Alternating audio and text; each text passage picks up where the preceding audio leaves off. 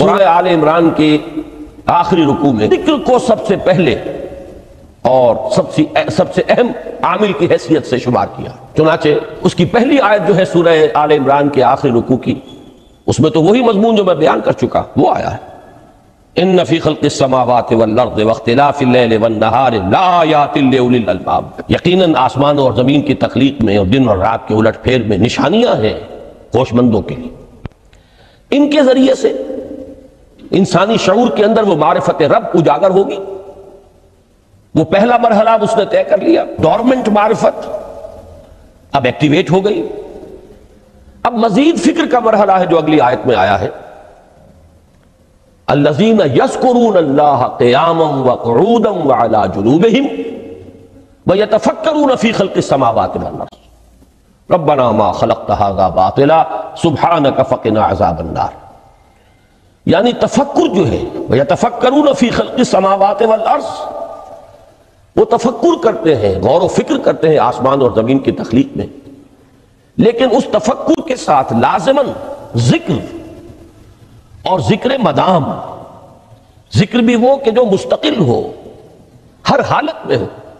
الذین یذکرون اللہ قیاما وقعودا وعلی جنوبہم، وہ لوگ کہ جو اللہ کو یاد رکھتے ہیں، اللہ کا ذکر کرتے ہیں، کھڑے ہوئے بھی، بیٹھے ہوئے بھی، اور اپنے پہلوؤں کے بل یعنی لیٹے ہوئے بھی.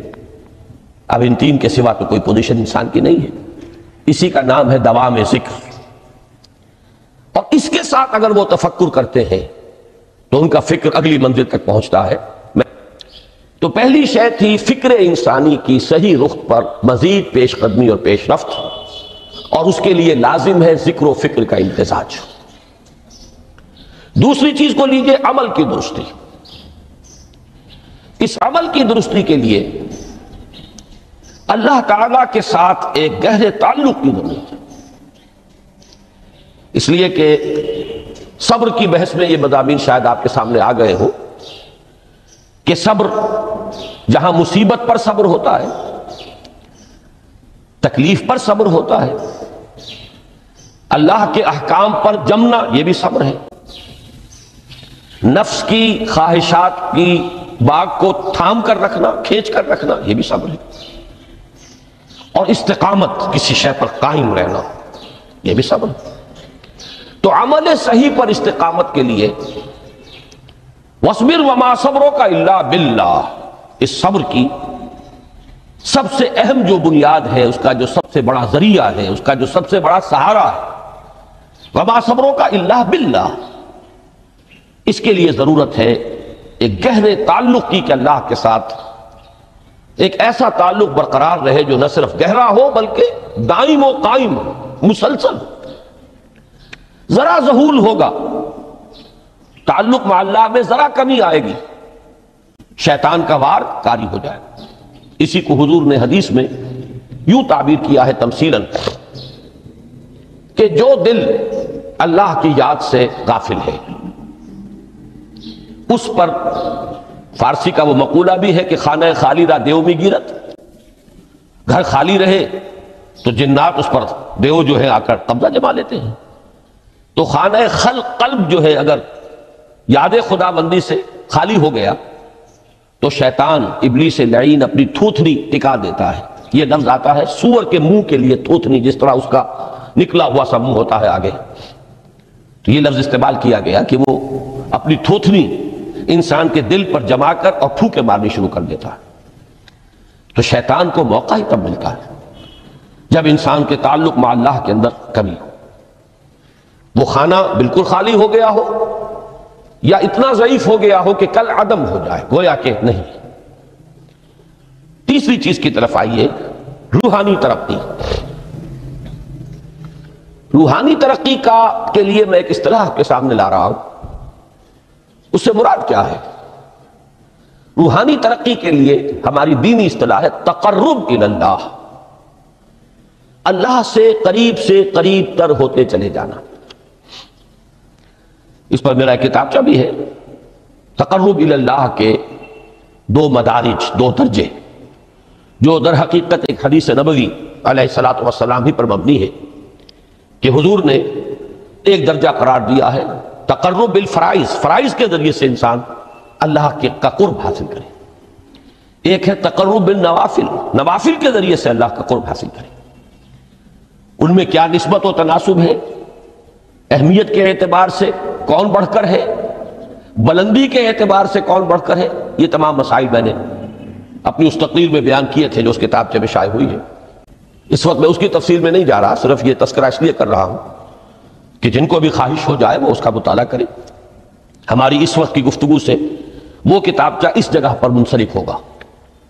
تو تقرب الی اللہ، یہ تقرب کوئی فزیکل فینومینن نہیں ہے، جسمانی یا مادی مسئلہ نہیں ہے. اللہ سے قرب یہ نہیں ہے کہ کوئی کروڑوں میل کا فاصلہ ہے، اب ہمیں کوئی رسی پر چڑھنا ہے اوپر بڑی محنت اور مشقت سے. فصل تو ہے ہی نہیں، فاصلہ ہے ہی نہیں، بعد ہے ہی نہیں. نحن اقرب الیہ من حبل الورید، ہم تو انسان سے اس کی شہرگ سے بھی زیادہ قریب ہیں. ہوا معکم اینما کنتم، وہ تو تمہارے ساتھ ہی ہوتا ہے جہاں کہیں بھی تم ہو. بس صرف یہ کہ تمہاری توجہ نہیں ہوتی، تم اور چیزوں میں مشغول و مصروف رہتے ہو، تم ہماری طرف دھیان ہی نہیں دیتے، تم ہماری طرف متوجہ ہی نہیں ہوتے. ہم تو مائل بے کرم ہے، کوئی سائل ہی نہیں، راہ دکھلائیں کسے رہنم منزل ہی نہیں. انسان جب متوجہ ہو جاتا ہے اور بڑھتا ہے، آگے پیش قدمی کرتا ہے روحانی اعتبار سے، تو یہ ہے در حقیقت تقرب الی اللہ، اور اسی کو ہم کہیں گے روحانی ترقی. اب ان تین چیزوں کو اگر آپ نے ذہن میں جما لیا، پھر میری بات کی ترتیب اس کو ذہن میں قائم کیجئے. ہم چلے کہاں سے کہ دین کے ساتھ اصل مناسبت فلسفے کی نہیں، حکمت کی. نمبر 2، حکمت قرآنی کا پہلا اور اہم ترین اور بنیادی مسئلہ معرفت رب کا حصول ہے. اس کا نتیجہ شکر خدا بندی ہے. اس کا ذریعہ آیات آفاقی، آیات انفسی، اور سب سے بڑھ کر آیات قرآنیہ ہیں جو الذکر ہے، جو تذکرہ ہے، جو ذکرہ ہے. لیکن اس پہلے مرحلے کو اگر کوئی انسان بفضل ہی تعالی، اللہ کے فضل و کرم سے طے کر لے، اب اس کے سامنے تین مسئلے. فکر کی مزید پیش رفت، مزید پیش قدمی صحیح رخ پر، اس کے لیے ذکر اور فکر دونوں کا امتزاج لازمی. فقر قرآن اختلاط ذکر و فکر. الذین یذکرون اللہ قیاما وقعودا وعلی جنوبہم ویتفکرون فی خلق السماوات والارض. دوسری شے عمل کا درست رہنا، نہ افراط و تفریط ہو، عدم توازن ہو، نہ انسان نفس سے مغلوب ہو جائے، نہ انسان جذبات کی رو میں اندھا ہو جائے، نہ انسان ماحول سے مرعوب ہو کر متاثر ہو جائے. صحیح رخ پر اس کا عمل. نمبر 3، روحانی ترقی، جو اصل حاصل ہے، جو اصل مقصود ہے. نمبر 2 چیز کے لیے تعلق مع اللہ ضروری، نمبر 3 کے لیے تقرب الی اللہ ضروری. اب غور کیجئے، ان تینوں چیزوں کا بڑا گہرا تعلق ہے نماز کے ساتھ. ان تینوں کے لیے ستون کی حیثیت نماز کو ہے. لہذا ایمان کے بعد یا معرفت رب کے بعد حکمت دین کا اہم ترین مسئلہ نماز، صلاۃ. اس لیے کہ ایک طرف یہ انسان کو اللہ کے ساتھ ایک گہرے تعلق کا ذریعہ فراہم کرتی ہے. اپنے تمام مصروفیات میں سے، ان مشغولیتوں میں جن میں گم ہونے کا خدشہ ہوتا ہے، نکلو. 24 گھنٹے کے معمولات میں سے کم 5 مرتبہ تو لازماً نکلو، اور اپنے آپ کو ذرا، اپنے حواس کو بھی، اپنی باطنی کیفیات کو بھی ذرا تازہ کرو. اگر کوئی گندگی، نجاست، کسی طرح کی ناپاکی کا کوئی معاملہ ہے، طہارت حاصل کرو. طہارت سے تمہارے اندر روح کو بھی بالیدگی ہوگی، تمہارے حواس بھی تازہ ہوں گے. تم گویا کہ بحیثیت کل تمہاری ہستی چاق و چوبند ہو جائے گی. وہ کسل، وہ سستیاں، وہ جو ایک کثافتیں ہوتی ہیں، ان سب سے نجات حاصل کرو. اور اب اپنے رب کے حضور میں کھڑے ہو جاؤ، اس کے ساتھ اپنا عہد بھی تازہ کرو، اس کی اہم صفات کو بھی اپنے ذہن میں پھر مستحضر کرو. یہی وجہ ہے، دیکھیے میں نے جو آیات آپ کو شروع میں سنائی تھی، سورہ لقمان کی 2 آیتیں، پہلی آیت میں اس کا ترجمہ کر چکا، دوسری آیت وَلَقَدْ وَإِذْ قَالَ لُقْمَانُ لِابْنِهِ وَهُوَ يَعِظُهُ يَا بُنَيَّ لَا تُشْرِكْ بِاللَّهِ إِنَّ الشِّرْكَ لَظُلْمٌ عَظِيمٌ۔ اس کے بعد درمیان میں کچھ مضمون آ کر پھر وہ آیہ مبارکہ آئی، یا بنی اقیم الصلاۃ وامر بالمعروف وانہ عن المنکر واصبر علی ما اصابک۔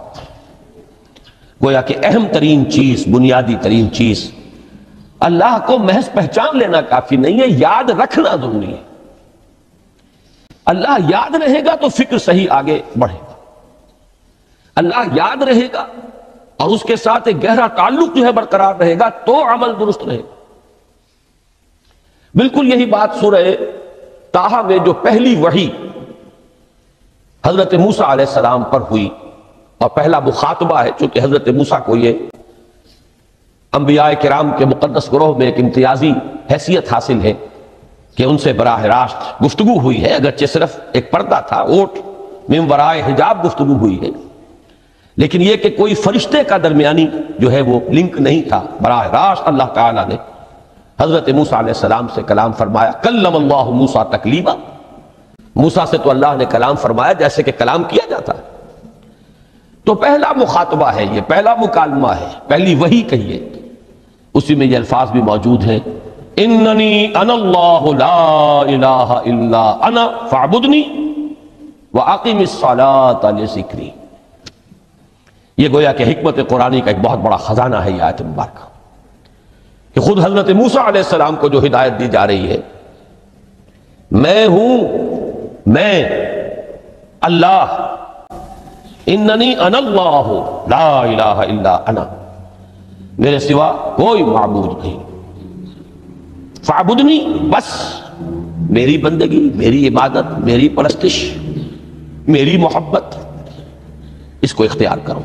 وَأَقِمِ الصَّلَاةَ لِلذِّكْرِ، اور نماز کو قائم رکھو میری یاد کے لیے۔ بلکہ اسی سلسلہ کلام میں آگے چل کر سورہ طٰہٰ میں آتا ہے، کافی گفت و شنید کے بعد جب حضرت موسیٰ نے کچھ معذرت بھی کی، کچھ دعائیں بھی کی، اللہ نے ایک دعا قبول بھی کی کہ ان کے بھائی کو بھی شریک کر دیا، حضرت ہارون کو بھی۔